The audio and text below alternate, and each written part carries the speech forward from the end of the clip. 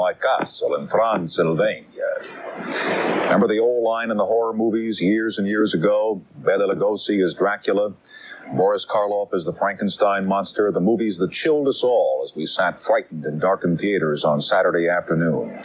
Tonight, late night television brings back the good old days and the better new days of monsters and movies as we discuss the four biggest monsters of all time: Dracula, the Frankenstein monster, the Wolfman, and King Kong, and a few other surprises.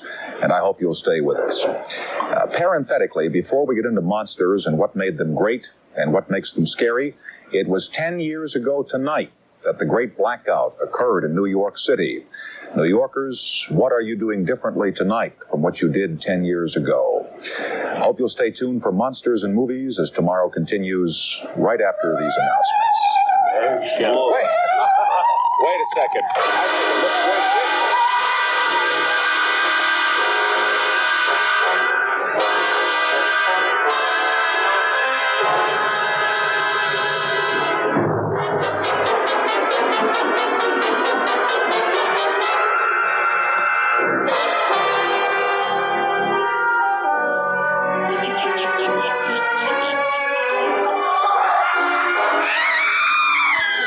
And now to the three gentlemen who will tell us about all those bad monsters in movies. First of all, Mr. Leonard Wolf, who is quite probably the only professor in America who offers a college-level course entitled simply Monsters, as well as other classes specifically designed to study the legendary Dracula. Mr. Wolf teaches at San Francisco State University. He has recently authored a book entitled The Annotated Dracula, and possibly not by coincidence alone was born in Vulcan, Romania, which is commonly known as Transylvania. Mr. Wolf, welcome, sir. Mr. Peter Cushing, hello? Who is sitting on a cushion. In New York City over the coming weekend, they are going to have the famous Monsters Convention. The cult following of monster and horror films is growing higher and higher, and one of the most famous stars, and I'm told the king of the current horror film craze, is Peter Cushing, who has starred in over 6 Frankenstein films. He has done such fantastic pictures as The Horror Express, The Creeping Flesh, and Tales from the Crypt. Forrest Ackerman, here is a gentleman who has written for almost every famous magazine that has to do with monsters, including Famous Monsters of Filmland magazine, one of the magazines that's sponsoring the Famous Monsters Convention.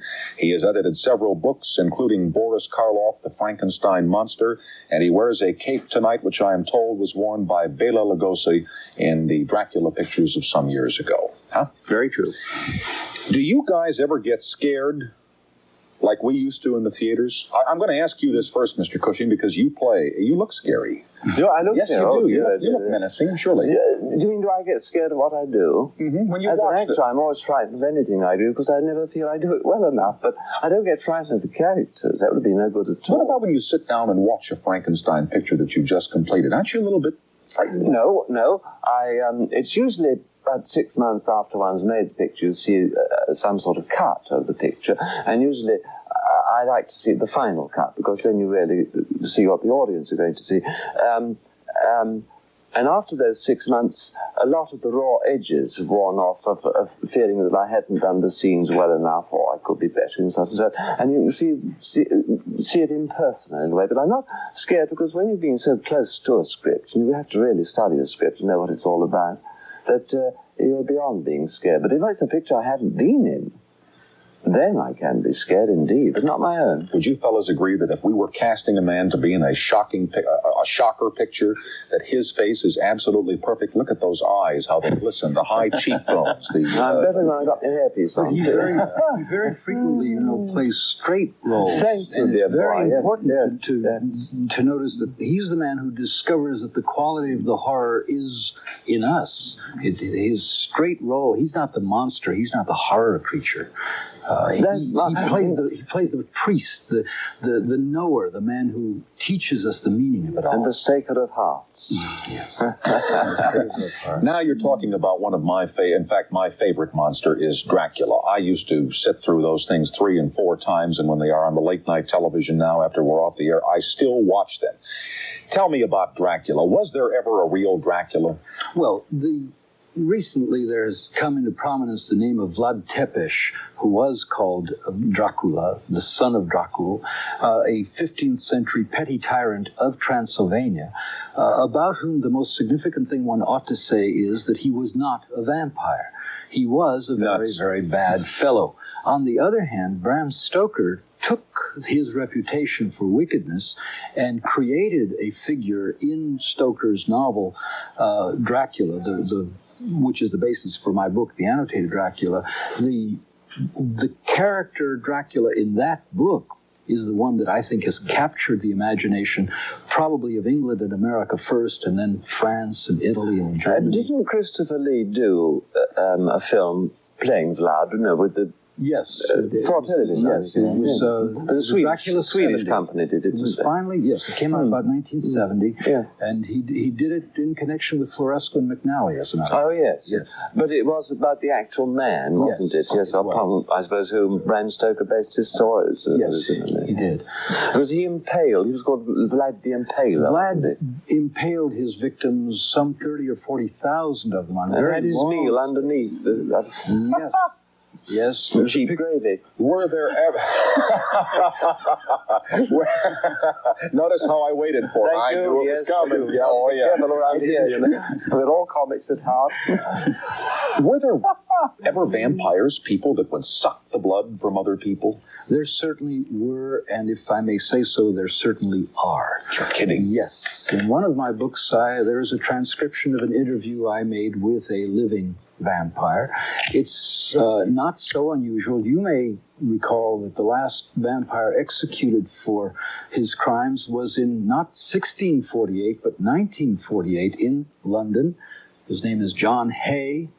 And frightening. Very frightening story. It's an illness, like many other psychopathic illnesses, where people imagine that they need human blood to survive, or where, as with the young man I interviewed, there's a psychosexual distress in him that requires that he take human blood to achieve his delight.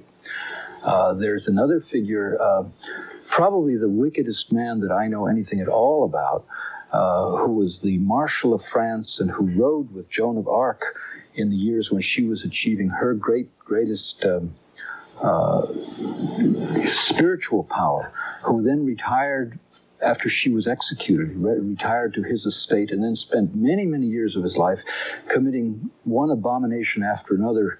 I can't really go into the details. They're too dreadful. Why not? You must give us the details. Please, I really, could you give us just several abominations? Well, you got me sitting here. I tell you something. It's an abomination that will turn us from comedy to a certain amount of grim consideration of human frailty and monstrosity. He murdered children and murdered them. That's enough abomination. Yeah, I understand. I thought you'd stop me somewhere. All right. No, I thought you were speaking in jest. His name is Gilles. No, I was not speaking in jest. His name is Gilles de Rais. Oh, yes. Easily the worst. He was mentioned in that film. Forgotten the title. I'm glad to see you do that. Yes, forgotten the title. I was a collector of books, and the man who used to get books for me, he bought one from that very man. Skull or fan who collected Poe? That's right, yes, that's right, that was the one. Mm-hmm. You knew Karloff. Yes. How did he feel about the Frankenstein pictures? Well, I happened to be in his flat in London at the time that he was going to see the film for the first time after 25 years, and he was taking his wife to see it also. And he said to me that he was very pleased with the response that he had received from all over the world, as far away as from Australia. Particularly the young people of the world understood that he was a misunderstood creature. And James Whale, who had directed him in that, did a scene which never reached the screen, and Karloff felt was rightly so. You probably remember Little Maria, the flower that didn't float. There was this scene between them where she was offering him a petal, and that pleased him, that when he threw his flower in, finally he was all out of flowers, and he thought, well, flowers float, little girls must float. So he threw her into the water with the best intentions in the world, was quite surprised that she drowned. But he felt that gave a kind of a viciousness to the to the creature that he preferred. Doesn't this tie in with the abomination that you just mentioned, though? Because that would have been the murder of a child on the screen. In the book, of course, he's a very sad character, the monster, isn't he? He's a sad character in the film, too. Yes. Well, I used to feel sorry. Didn't the monster cry in one picture? Don't I remember seeing a tear? We Belong Dead in The Bride, when he had Elsa Lanchester had been fashioned for him, and she reacted in such horror from him that broke the monster's heart, and a tear crept into his eye. And It's interesting to compare the difference in our feelings when we watch the Frankenstein creature and then see a film that I saw just recently here. I think it's called The Brain of Jonathan Soames, in which the person, he's not a creature, he's just an ordinary person who was born asleep and stayed asleep for 30 years, and then some surgeon wakes him up, and then we see him. He repeats the Frankenstein story, but we don't have a sense of acute pity for him.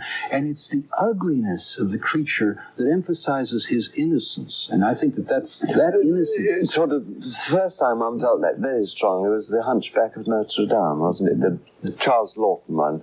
And he got enormous sympathy for that, to Quasimodo.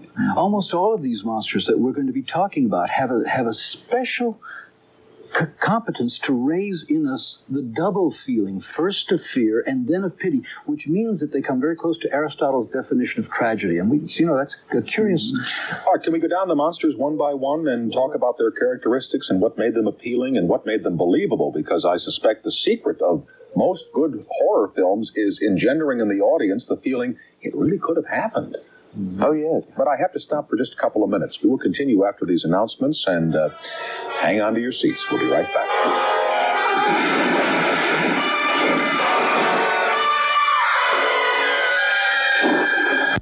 But these three gentlemen have with them some artifacts and memorabilia and props, and we'll be going through that down the road. But I do want to talk about the big four. Did I identify them correctly? The Wolfman, Dracula, the Frankenstein monster, and King Kong. King Kong. King Kong. The werewolf would be the Wolfman. Let's start with the werewolf, the Wolfman. Well, which of us wants to start with a werewolf? Actually, I would add a fifth. I would go back into the silent days of Lon Chaney Sr., the man of 1,000 faces, and the most famous face of all. I think that the last time I was really frightened was when I saw Mary Philbin take the mask off the Phantom of the Opera. Oh, yes. That's a great moment. I think that the four, however, represent America's... If America has a demonology, those four are the chief demons in its demonology. Let's throw the Phantom in, too, later on, because he, too, engendered a lot of sympathy. But let's start with the werewolf. Well, the Wolfman... seems to be, again, there's a quality of innocence that he is compelled to his changes. He doesn't choose to turn into a wolf. The moon does it. Or, as in one film, evidently he's cursed because he was born on the same day that Christ was born. You may be able to tell us more about this.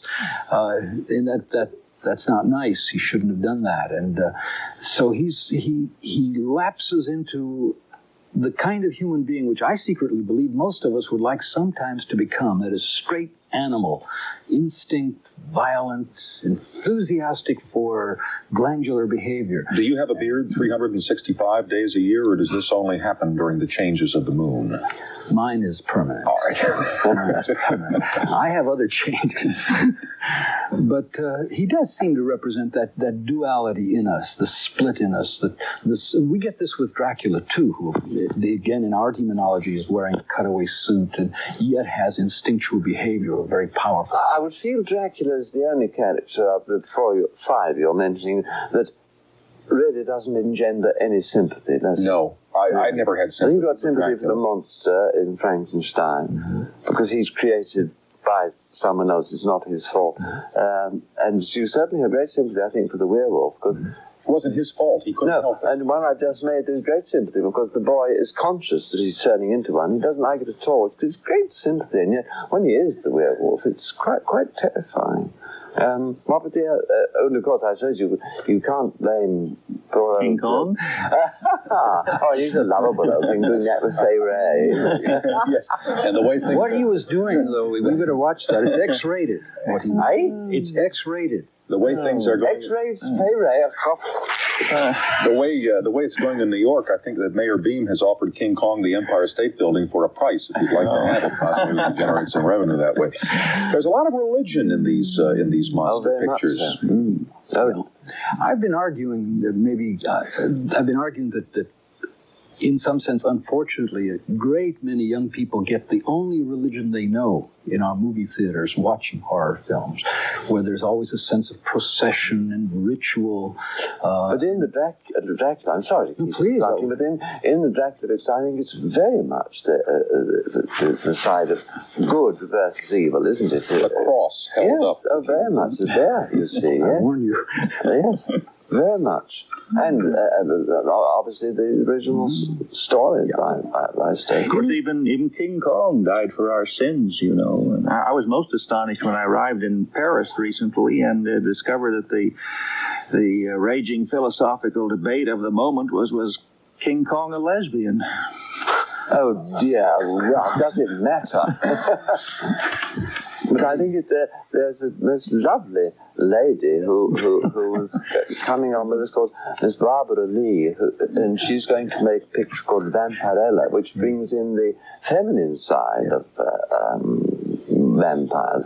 It's a wonderful script. Well, The Daughter of Dracula was a rather fine presentation of the was there a film called Daughter of Dracula? Yes, Dracula's Daughter. It was called Dracula's Daughter. Ah. This brings up a point. You say that was a fine film. How do you separate the wheat from the chaff, the good efforts from the garbage?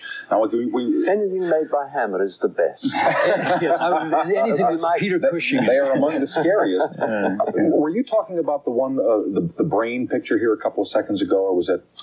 You were. The brain picture? What were about talking the chap who was born 30 he was years. born, he slept for 30 years. He was born asleep. And that was a fact, was it? Well, I think I'm just telling you the name of the film. It's called The Brain of Jonathan. All right. Now, I remember seeing another one that was really a garbage film called Donovan's Brain. Oh. And there are all kinds of brain films, all kinds of Dracula, the legend of the daughter of the son of Frankenstein, Wolfman, King Kong. How do you separate good stuff from bad stuff, leaving aside the studio for which you make pictures, sir, which I'm certain does good work, because I remember The Horror of Frankenstein, which I think was a Hammer production. Indeed, yes. Yeah. I'd be interested to hear Forey's response, because there are some that are really camp and that you laugh at, and it's hokey time.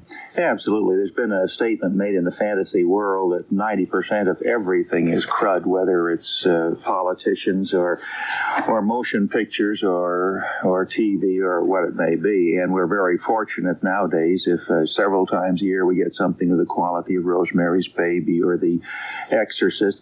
I've been in, next year will be the 50th year that I've been involved in the field of fantasy and monster motion pictures and so on. To me, there were 13 golden years, half in the silent era and half in the talking. If someone said to me, now you're going to have the opportunity to save just 13 years out of everything in the last 75, I would start with 1923 with Lon Chaney as Quasimodo, the Hunchback of Notre Dame, and go into the golden era when Karloff and Lugosi and Claude Rains were in their prime. That went from 23 to 36 and really had the heart of horror and monsters and science fiction and fantasy during that period. And I think primarily it was because there were great directors like James Whale and Todd Browning, and great personalities like Karloff, Lugosi, Rains, Peter Lorre, and so on. It just all came together in one magic 13-year period. I have a more extensive belief in the possibility of excellence. I wouldn't limit it to 15 years, but I think it's because I approach the films from a quite different point of view. I regard them all as archaeological exhibits of the condition of the mind of the West from the 20s to the 70s. They're bits and pieces telling us something about our fixation with this form of violent imagery. And in that way, you get brilliant moments. You don't really need, for instance, Dracula with Bela Lugosi is not a good film as an art statement of the Dracula, of the vampire theme, but it has moments of such authority, such enormous projection of the idea of the vampire, as for a few moments Lugosi understood him, that we have a classic, though we don't have a classic film. And you get moments like this in many, many places.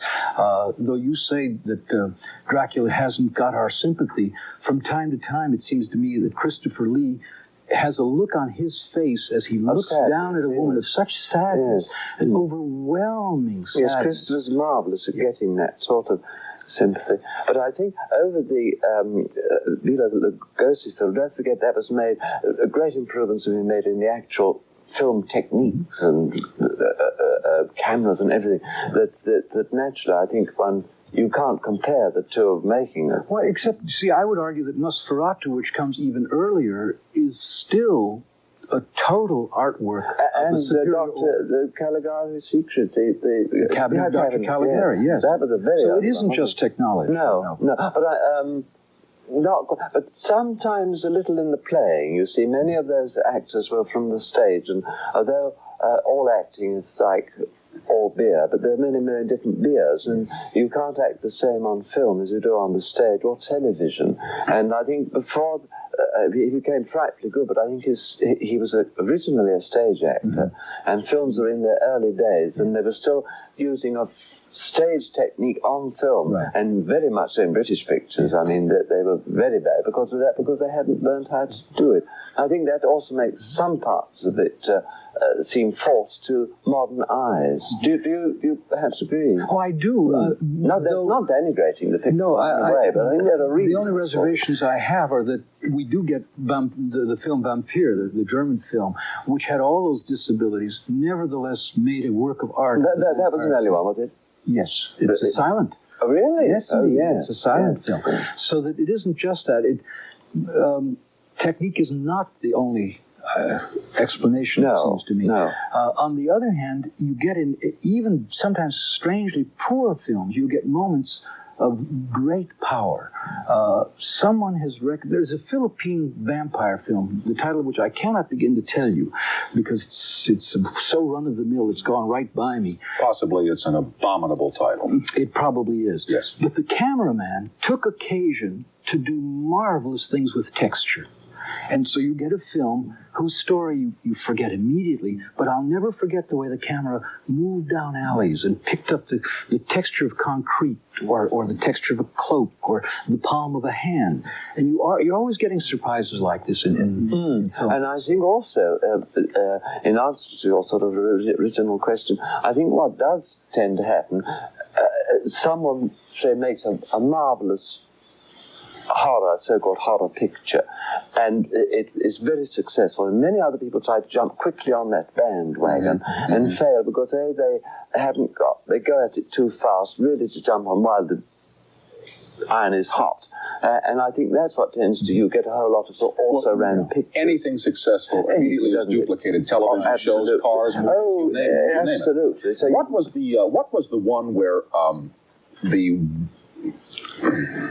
the body of a woman who was involved in a car accident had a head from another body put onto it? Do you remember that one? Well, if you may be thinking, are we both thinking of this Christopher Isherwood Frankenstein film? It's called Frankenstein, The True Story, in which there is a transposed head. Right, exactly. Yes. And in the end, he destroys what... Yes, he pulls her head off. Was that made as a film? It was made as a film. I wasn't in it, was it? No, that's it. Yeah, right, exactly. A television film. Yeah. Exactly right. And it's those things stick in your mind. In your brain. Yes. Well, sometimes people who have minds don't have brains. His hasn't been asleep for 30 years. When you're going to bed at night, do you ever think about these things and get scared? No. Oh, then you're missing half the fun of what you do, believe me. No, I'm thinking about to scare you. Think about if I scared myself, I'd be Dr. Frankenstein coming into your room tonight and pulling your head off. Oh, but he's only doing it for a frightfully good cause. It's good of mankind. You will show us the Dracula ring, the cape, and we have some other artifacts here, and we'll get on with that after these announcements. And I'll be right back after these announcements. Dracula, and I just want to... All right, we have a close-up over here on number 3. You can see there you go. Well, I was very fortunate to befriend him in the last 3 years of his life, and there's something I wanted to touch on when we were discussing the 1931, the classic version of his Dracula. He frequently talked to me in the penultimate days of his career in 1955 that his great unrealized dream was to do Dracula once again with the new techniques now that we had widescreen and multi-track sound, and particularly was thinking of 3D, that he could actually have the bats flying right out of the screen. It could be a blood red color and so on, but he was never to realize that dream. He wore, in addition to this cape, which I have, he actually took one to the grave with him. I was at his funeral, happened to be the 99th person to pass by, and his widow has the third cape. There was only the one ring, so I was very fortunate to inherit that. What else do we have that we can look at here tonight?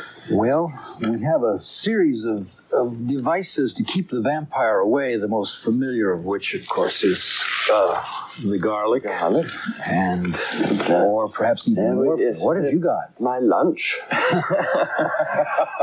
That was worn by a very famous television personality. Is this that's the James Arness theme from another world. That's old Gunsmoke. This is it. That's it. Boy, to see it... No, it's that, Son of What, is what it really is. Have you seen that thing where you're going along in the car and they see there's a hand comes out, I'm turning left, and that comes out? No. Oh, yes. Is this in truth the one? The one. It shoots you. It's disappointing in reality, but when you saw it come around that door in that picture, it was terrifying. Here it looks like exactly what it is. Well, here it looks like scratch my back and I'll scratch yours. You could do two at the same time with this. Yes. Yeah, this is H.G. Wells' idea, the end product of man after breathing smog, I suppose, for about 500,000 years, what he called a Morlock in the time machine underground. When George Pal took us That's marvelously flexible, isn't it? 500,000 years into the future, yes. I think the wig does a little something for it, too. Makes it hairy. Yes, that makes it look like me when I'm shaving with the wig on. And then this adorable little creature was running around chasing the black girl. I don't mean she was physically black. What's her name? Catherine or... Was that supposed to be? That's television. In the Trilogy of Terror, she played quite a few roles. And is that a shrunken head? No, that was probably carved out of coconut. Yeah. Oh, I see. Was it to represent a shrunken head? Yes. Yes. Well, it had a body that went with it, and really went wild chasing his heroin around the kitchen. What do you have in the little... Well, the other remedies against the vampire are, of course, the cross. But... show the stake that went through the heart. Yes. In the novel, most Americans think that Dracula is killed with the thrust of a stake through his heart, and that, is, of course, is what the films have been showing for many years. But in reality, this stake, and this is a model of the stake as described by Dr. Van Helsing, who's sitting there, in Stoker's novel, the novel Dracula, the stake is 3 feet long, 3 inches at the base, sharpened to a point and burned in the fire. And this is driven through the heart of a 19-year-old girl, Lucy Westenra. To kill Dracula himself required the help of these 2 knives. This is the kukri knife. There's a picture in my book showing the... like the Gurkhas. This is a Gurkha knife, precisely. It's a beheading knife of the Gurkhas, who are required to draw blood if they draw it out of their scabbards. So in case they have not beheaded anyone that day, they do a little personal cutting. Yes. And this is what Jonathan Harker uses to cut Dracula's head off. And since that death is an act of international cooperation, this is the Bowie knife with which Dracula is stabbed to the heart. And then he gets that look at when did Bowie invent his knife? About 1843. Oh, so we're all right with dates. It's an old, yes, and Bowie died in the Battle of the Alamo. Yes, yes. We Killed saw that, by knives, as I have an extended What was the one where you sprinkle poppy seeds in the coffin of the vampire? There's no film that has shown that. But here they are. Here are the poppy that's seeds. new one, Mommy. It's not new. It just has not yet been taken. It's not nearly as dramatic as a stake through the heart or a beheading. But that could be used. And I'm a touch pedantic. What you do with the poppy seeds is you pour them into the coffin, and when the vampire wakes in the evening, he sees the poppy seeds, and being a curious creature, he starts to count them. Well, it takes him all night to count them, and then it's day, and he puts them together. That's one thing. No vampires that dumb. They don't count the they are that dumb. They are cursed creatures. The other device is this. Again, you've not seen this, though I see that Mr. Cushing looks somewhat odd. These are knots, and you put knotted string into the coffin so that when the vampire wakes, again, the curious creature, he tries to take the knots apart and spends a delightful evening working on Is this in Bram Stoker? No, it's in my book, The Annotated Dracula, where you can find out all about it. Let's see what else have we got. If I might, that stake, if you'll just demonstrate it. No, we don't have a demonstration. No. We will look at it, but we will not. Where are you, Chris? Having played so many of the period doctors and things, when I always go to my doctor to ask, how do you take a brain now to do anything? Because I think that you must do it all correctly. Yes. And when I said, I had to use a hypodermic in the picture. He said, what's the date? And I said, about 1800 or 1750. He said, well, the thing was as big as this. He said, it's like more people were killed by being given the early hypodermic needle because they were the ones they used on cattle. You see, and in film, imagine me with a hypodermic like this, you could get the biggest laugh in the business. So that's why we have to cheat them. And in a way, because we never make our films with tongue-in-cheek. We enjoy doing them, but it's very serious, and people always laugh. As long as they enjoy themselves, we never mind. But when you're making the picture, you're not giving yourself punches in the side and saying, hey, this will really get it. Rather they didn't laugh where we wouldn't like them. But if you started to state, because there's a certain tension in those pictures, and that's why people like on a roller coaster are going screaming down because they know they're going to be laughing coming out the side. If you use this at that moment, I think it might get a laugh at something as big as this. Because you've got that small stake, and it's only about that, they're going to give it a good clunk. It's a horrid thing. And then when you took the stake out of the vampire, he came back to life, didn't he? Well, that happens in the movies. Well, of course. We've seen him remove it. Thank you, sir. He does that as if it were champagne. And he also knows how to hold it to impale one with. Yes, he does. He's the master impaler. I don't think he does that as if it were champagne. He does it for real pain. Could tend to get a few laughs. Let me bust away for a couple of seconds, folks, and we'll continue after these announcements. Which is key. About that for a while. The sexual overtones and implications of driving a stake through a heart and others. Well, there's something phallic about driving a stake through a heart. Well, if you like to look at it that way, but I think it's the most odd thing. In fact, an X-rated horror picture would be something, wouldn't it? An X-rated horror picture. They're all X-rated, aren't they? Not yet. Should be. Some of them should be. But I used to love to see, who was the swimming star? Johnny Weissmuller? Yes, I used to draw a picture. Now, they were shown recently again on television. I mean, I saw them originally, mostly swimming with all these lovely water jets. So one or two of these extraordinary critics for television, why have critics on television, I don't know. They said, there's extraordinary symbol of sex when Powell was swimming in the water in these water jets. I used to enjoy them for the beauty. Why bring this? I think sex is talked about far too much. If you like to think of it, fine. If you enjoy it, do. But no, the reason for staking Dracula is to get rid of him. It's not to give anyone a kick. Mr. Cushing, you know, I honor you for being one of the great interpreters of Dr. Van Helsing.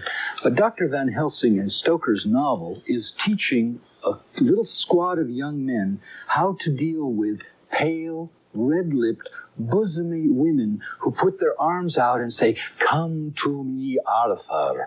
Do you remember that? Oh, yes. And what is he teaching them to do? Each of the people in that novel carries a little pointy instrument. Yeah. Dr. Seward has a scalpel. The Texan carries the Bowie knife. Jonathan Harker carries the kukri knife. And the priest of them all, the man who's teaching them how to deal with women, carries the big stick. Now, it's very difficult. I carry a fountain pen. Well, don't flaunt it. That's the sign. You have the little stick, the priest has the big stick. There's more to it. You know what T.R. said, walk softly and carry a big stick. This Now, is what the got whole us point, through of course, is that in the novel, in Stoker's novel, Stoker himself, as one knows from his biography, was frightened of his own relationship with men, and equally frightened. Oh, I didn't say that. No, I did. I'm not about to say that. I'm willing to say he was frightened by his relationship with men, particularly with Sir Henry Irving. And no, you just want to do gossip, don't you? I'm trying to do scholarship. I want to do scholarship. The whole point is that it's inescapable in the novel, and I think it's reflected in all of the films from Nosferatu to the present, that what the men are learning is how to quiet sexually turned on women.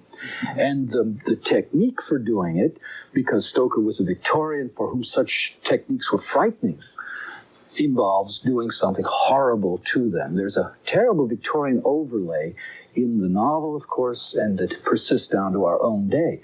There's no question that Could this be translated into he who carries a big stick can quiet a sexually active woman? Precisely. No, with the difference that Stoker would truths come out. Don't you also think, apart from the big stick idea, I think, particularly as my dear friend Christopher Lee plays the character of Dracula, the women are very much attracted to him. I mean, that first picture, you had the lady opening her French windows, isn't you, lying back and waiting for her lover to come. Oh, that side of it. But I don't called sex in America. Sorry? Called sex in America. How do you know that? But no, you're talking about Van Helsing riding a stake in this sexual. If you would like to look at it the way it is, but I don't think that's ever meant. You said there might be X-rated horror films. Actually, there have been. There have been the Andy Warhol version of Frankenstein and Dracula. There was the Planet of the Rapes. There was the one called... Was there? And there was the first homosexual Frankenstein called Dr. Frankenstein. I guess they could publish it in the paper if they say it on TV. I had to just get the hard word right in. They say, do that again. Oh, haven't you ever seen me put my foot in my eye? Oh, I want to see the other one. I think it's very good manicure. Mm-hmm. There was a picture out called Spermula, was there not? Well, there was Beaverella. I think we're pushing it. Yeah, I guess we're pushing. Yes, let's just get back to... let's get back to other forms of sexuality. Let's get on to the commercial, and then I have to ask the key question of the night. I'll think of it during the break. We'll be right back. Years and that have been sneered at by other people. Do you think you're trying to make what is intended to be a fun subject too serious sometimes? I don't think that that's what I'm trying to do. That I've been charged with this from time to time.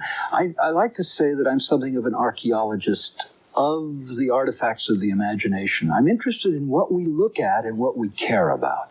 And that's my job. My job is to be serious. It doesn't matter that other people don't feel like being serious. And I do find patterns and important meanings. I think there's no question, as we've been saying to each other, that these horror films have religious content, they have some sexual content, and most of all, they have a simple moral content. They say to young people, good will win and evil will lose. Now, some of us tend to think that that's already too late for such simplicity, but young people are in some sense reassured by watching these films. How much belief do you all have in the real occult? Witchcraft and extrasensory perception and talking with dead people or reincarnation? Well, you've got quite a mixed bag there. I just gave a few broadly scattered examples. Telepathy, I could have some belief in. The rest of them, no. I'm no no belief whatsoever. You're not trying to find some kind of a higher belief or higher state of satisfaction in I'm sort of, I would say, for the last 18 years, been bringing Halloween to the country about 12 times a year instead of once. I don't have much belief in the ones you've mentioned. I also don't want to have skepticism. I'm quite prepared to discover that things I don't understand exist. And, once they're demonstrable and experienced, I'm willing to believe the next crucial, important truth. But for the moment, I'm simply a standard humanist who believes that we have to look closely at our nightmares as a way of understanding our daytime life. That's very well said. Very well said. I hope so. And how about yourself, sir? Witches. Well, I believe that completely, going off on very different tack, I'm sure you don't want to talk about Not at all. But I believe completely in the life to come. Because there would be no sense in our 70 if there wasn't something to follow. Just for one is, why should we just for an example, 4 out of millions in this, thousands of millions in this world, be in pretty good health and everything at our disposal, material things, which are not really important, but we've got those as well. People are suffering. People are born with suffering. They lose their sight, or these terrible tragedies that happen all over. What would be the point of living when some of us have it all, some of us have a little, some of us have nothing? That must at some time or other be leveled out. We must all have what we need, and many of us don't. It must come sometime. It's not going to come in this life to many of them. And if we believe in God, we all swear on the Bible. Well, if you're swearing on a person, God, whom we should all believe in, if you don't believe in the man, then what are you swearing on? You might as well swear on that ashtray. Yeah, anything. There is a life. But to you, the next life is a spiritual one. Yes, as opposed to yourself coming more back about as an emperor. But I believe there is something to come in some form. And whether one can get in touch or not, which brings in some of the things you mentioned, I believe in ESP. I mean, there are certain people who do have this extraordinary sensitivity. My beloved wife was one, and she knew when anything was going wrong with me if I was several miles away. But I do believe in that quite firmly. I don't think witches and things, but again, like you, why do we not believe in something that we don't know? Like the science. I think a too strong skepticism is as absurd as this too strong belief, of course, to be skeptical of everything, to believe in nothing, right? A willing suspension of disbelief, but suspension, not closing it off forever. And I also think, I agree with everything you've all said, but I think the most important thing about these films is that it doesn't matter what you do, so long as you entertain the people who see them. That, I think, is the answer to their success. Because when you think Hammer made their first remake after the 29 pictures in 1956 or 58, I think it was, and it was a Frankenstein picture, and it was only one amongst 5. It was Up the Junction, I think it was Peter Sellers, and Frankenstein picture, and 2 or 3 others, quite a mass picture. No idea of the starting this incredible snowball, which is still rolling to this day, 25 years later. As you say, the reason these films are made is to entertain, and that is the reason we've done this program tonight, and I hope that everybody has been entertained by the artifacts, by the stories, by the by remembering monsters. Well done. and remember, as the gentleman said, the way to understand our day part lives is to understand better our nightmares. Think about that before you turn off the lights tonight, and we'll be right back and tell you about next week's programs after this announcement.